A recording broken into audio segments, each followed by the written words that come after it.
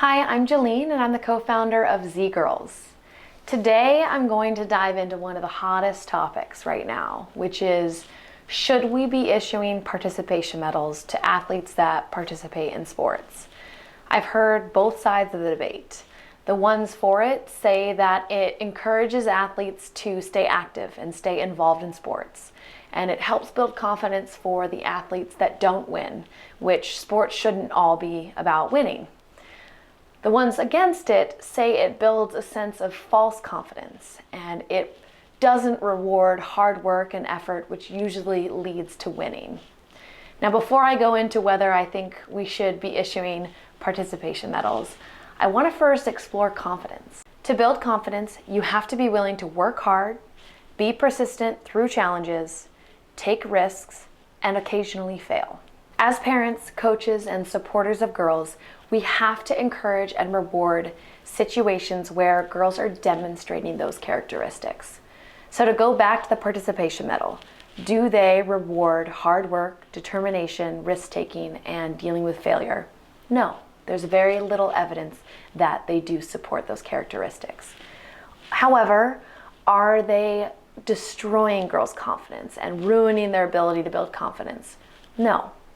I do think participation medals are very short-term minded, meaning everyone leaves with a smile on their face and feeling good, but it's not cultivating and creating long-term confidence. So as a parent, you may be wondering, well then how do we do this? How do we help our girls build long-lasting confidence? We have a few ways that you can start. Resist showing your daughter an abundance of praise all the time. Think long-term confidence and not short-term happiness. So although it's very difficult to watch your daughter go through the growing pains of learning something new or possibly dealing with a failure, allow her to experience those emotions and those feelings without showering her in compliments like you're so smart, you're so fast, you're so great. Resist that and let her experience those feelings. Emphasize process and action. Did she put in the work to learn a new skill, or is she focusing all her attention on the steps that it takes to get towards her goal?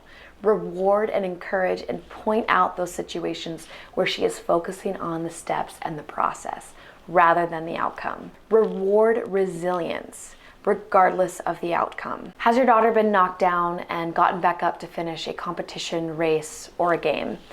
Regardless of the outcome, help point out the moments that she was resilient and she picked herself up and she carried forward with strength and perseverance, regardless of how it ended up.